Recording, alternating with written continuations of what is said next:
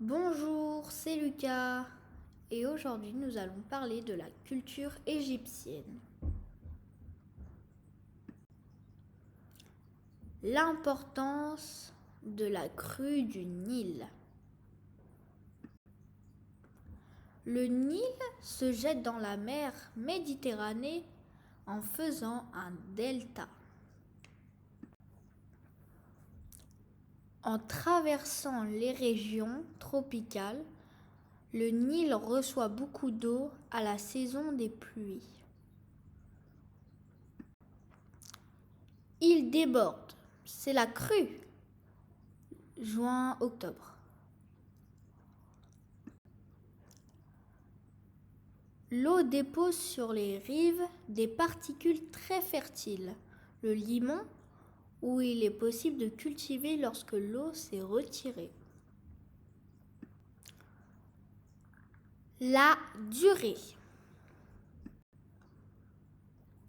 Cette civilisation a duré environ 3000 ans, de -3000 jusqu'à la conquête par les Romains en -30.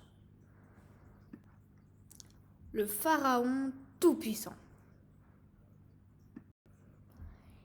Il est le roi de la Haute et de la Basse Égypte. Il porte la double couronne, le chien. Les dieux lui ont confié le gouvernement du monde terrestre. Il fait les lois, commande les armées, assure l'ordre.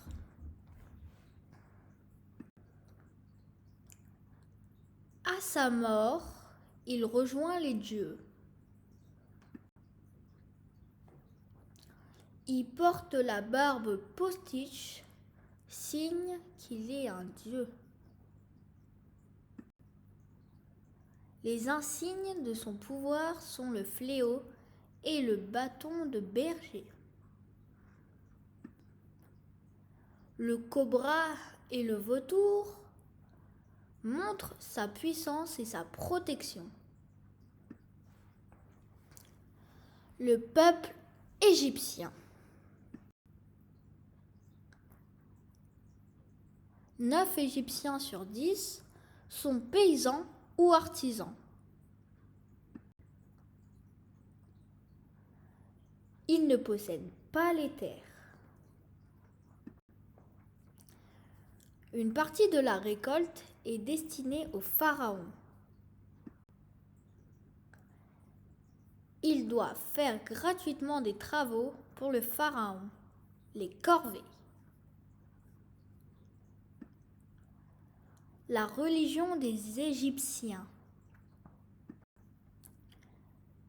Les Égyptiens sont polythéistes, ils adorent plusieurs dieux.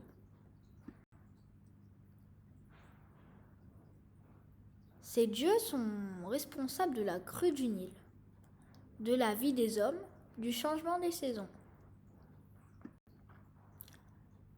Certaines régions vénèrent plutôt certains dieux, mais des dieux sont respectés dans toute l'Égypte. Osiris, dieu des morts et de la végétation qui renaît. Amon-Ré, dieu du soleil. Horus, dieu du ciel et de la guerre. Isis, déesse de l'amour, de la fécondité et de la magie. Thoth, dieu des scribes et de la sagesse. Aton, déesse du soleil. Anubis, dieu de la momification.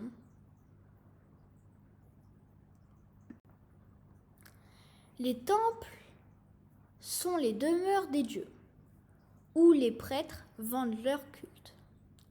ensemble des rides destinées à rendre honneur à un ou plusieurs dieux.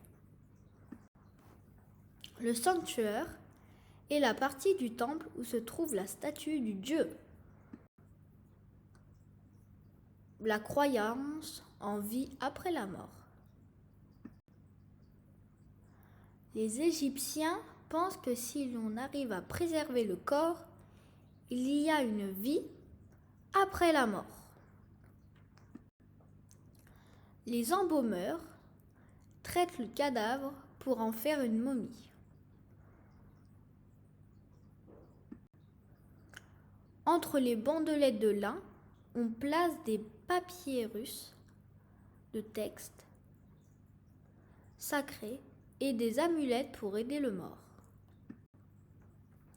Le tribunal d'Osiris. Les actions du mort sont ensuite jugées devant le tribunal d'Osiris. Si le jugement est favorable, le mort est conduit au royaume des morts où il vivra éternellement. Les maisons d'éternité. Les tombes construites sont de scènes religieuses ou de scènes de la vie quotidienne. On y place des objets familiers et la famille apporte des offrandes, de la nourriture. Les premiers tombeaux s'appellent des mastabas. Ça doit être dur d'en construire.